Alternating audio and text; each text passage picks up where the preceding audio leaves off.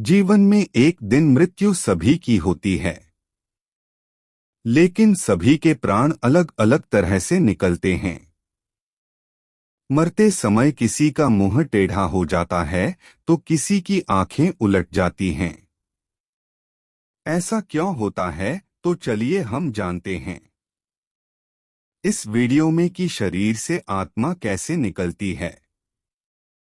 इस संसार में सभी प्राणी नश्वर हैं और एक न एक दिन सभी को मरना होता है, लेकिन सभी के प्राण अलग तरह से निकलते हैं। कुछ लोगों की मरते समय आंखें उलट जाती हैं तो कुछ का मुंह खुला रह जाता है। वहीं कुछ लोग मरते समय मलमूत्र त्याग देते हैं। ऐसा क्यों होता है, इस बारे में गरुड़ पुराण में काफी कुछ स्पष्ट किया गया है। यहाँ जानिए उन बातों के जवाब। गरुड़ पुराण के मुताबिक मरते समय आत्मा शरीर के 9 द्वारों में से किसी से शरीर छोड़ती है। ये 9 द्वार दोनों आंखें, दोनों कान, दोनों नासिका, मुंह या फिर उत्सर्जन अंग हैं। जिस व्यक्ति की आत्मा उत्सर्जन अंग से निकलती है, मरते समय वो मलमूत्र त्याग देते हैं। हालांकि गरुड़ पुराण में इस तरह से प्राण का त्यागना अच्छा नहीं माना जाता। पापी व्यक्ति के इस तरह निकलते हैं प्राण। उत्सर्जन अंग से प्राण उस व्यक्ति के निकलते हैं जो जीवन भर सिर्फ अपने और अपने परिवार के लिए ही सोचता है, जन कल्याण नहीं करता, सिर्फ धन अर्जित करने में ही लगा रहता है, काम वासना में लगा रहता है। ऐसे लोग जब मृत्यु के समय यमदूतों को देखते हैं तो घबरा जाते हैं और उनके प्राण नीचे की ओर सरकने लगते हैं। इसके बाद प्राण वायु नीचे के मार्ग से निकल जाती है। प्राण वायु के साथ अंगूठे के आकार का एक अदृश्य जीव निकलता है।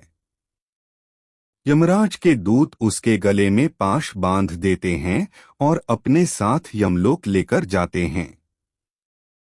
इस तरह की मृत्यु पापी व्यक्ति की मानी जाती है, इसलिए उलट जाती हैं आंखें।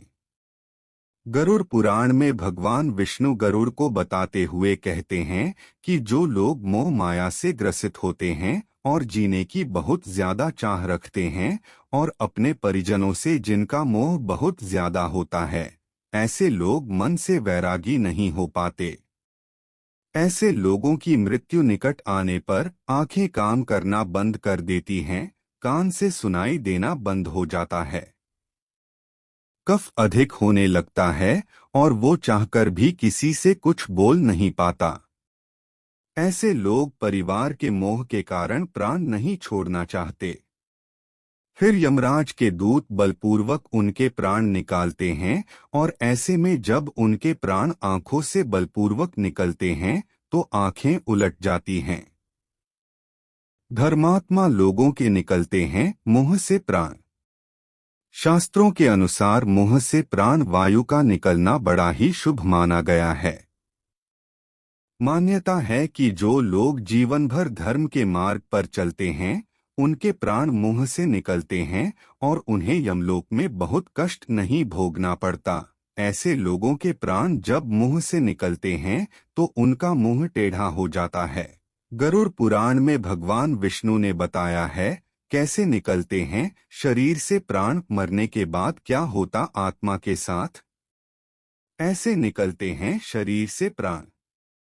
गरुड़ पुराण के अनुसार जिस मनुष्य की मृत्यु होने वाली होती है वह बोलना चाहता है लेकिन बोल नहीं पाता। अंत समय में उसकी सभी इंद्रियां, बोलने, सुनने आदि की शक्ति नष्ट हो जाती हैं और वह हिलडुल भी नहीं पाता। उस समय 2 यमदूत आते हैं। उस समय शरीर से अंगूठ मात्र, अंगूठे के बराबर आत्मा निकलती है, जिसे यमदूत पकड़ लेते हैं। ऐसे डराते हैं यमदूत। यमराज के दूत उस आत्मा को पकड़कर यमलोक ले जाते हैं, जैसे राजा के सैनिक अपराध करने वाले को पकड़कर ले जाते हैं। उस जीवात्मा को रास्ते में थकने पर भी यमराज के दूत डराते हैं और उसे नरक में मिलने वाले दुखों के बारे में बार बार बताते हैं। यमदूतों की ऐसी भयानक बातें सुनकर आत्मा जोर जोर से रोने लगती है, किंतु यमदूत उस पर बिल्कुल भी दया नहीं करते। इतना कष्ट सहती है आत्मा। इसके बाद वह जीवात्मा आग की तरह गर्म हवा तथा गर्म बालू पर वह चल नहीं पाती और भूख प्यास से तड़पती है। तब यमदूत उसकी पीठ पर चाबुक मारते हुए उसे आगे ले जाते हैं। वह जीव जगह जगह गिरती है और बेहोश हो जाती है, फिर उठकर चलने लगती है। इस प्रकार यमदूत जीवात्मा को अंधकार वाले रास्ते से यमलोक ले जाते हैं। इतनी दूर है यमलोक। गरुड़ पुराण के अनुसार यमलोक 99,000 योजन वैदिक काल की लंबाई मापने की इकाई है।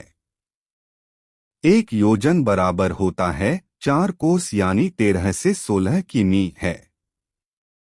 वहां यमदूत पापी जीव को थोड़ी ही देर में ले जाते हैं। इसके बाद यमदूत उसे सजा देते हैं। इसके बाद वह जीवात्मा यमराज की आज्ञा से यमदूतों के साथ फिर से अपने घर आती है। तृप्त नहीं होती आत्मा। घर आकर वह जीवात्मा अपने शरीर में पुनः प्रवेश करने की इच्छा करती है, लेकिन यमदूत के बंधन से वह मुक्त नहीं हो पाती और भूख प्यास के कारण रोती है। पुत्र आदि जो पिंड और अंत समय में दान करते हैं, उससे भी उसकी तृप्ति नहीं होती। इस प्रकार इसलिए करते हैं पिंडदान। भूख प्यास से युक्त होकर वह जीव यमलोक जाता है। इसके बाद उस आत्मा के पुत्र आदि परिजन यदि पिंडदान नहीं देते हैं तो वह प्रेत बन जाती है और लंबे समय तक सुनसान जंगल में रहती है। गरुड़ पुराण के अनुसार मनुष्य की मृत्यु के बाद 10 दिन तक पिंडदान अवश्य करना चाहिए। पिंडदान से ही आत्मा को चलने की शक्ति प्राप्त होती है। ऐसे बनता है आत्मा का शरीर। शव को जलाने के बाद मृत देह से अंगूठे के बराबर का शरीर उत्पन्न होता है। वहीं यमलोक के मार्ग में शुभ फल को भोगता है। पहले दिन पिंडदान से मूर्धा सिर, दूसरे दिन से गर्दन और कंधे, तीसरे दिन से हृदय, चौथे दिन के पिंड से पीठ, पांचवें दिन से नाभि, छठे और सातवें दिन से कमर और नीचे का भाग, आठवें दिन से पैर, 9वें और 10वें दिन से भूख प्यास आदि उत्पन्न होती है। 47 दिन में आत्मा पहुँचती है यमलोक। यमदूतों द्वारा 13वें दिन आत्मा को पकड़ लिया जाता है। इसके बाद वह भूख प्यास से तड़पती हुई यमलोक तक अकेली ही जाती है। यमलोक तक पहुंचने का रास्ता वैतरणी नदी को छोड़कर 86,000 योजन है। 47 दिन लगातार चलकर आत्मा यमलोक पहुंचती है। इस प्रकार मार्ग में 16 पुरियों को पार कर पापी जीव यमराज के पास पहुंचता है।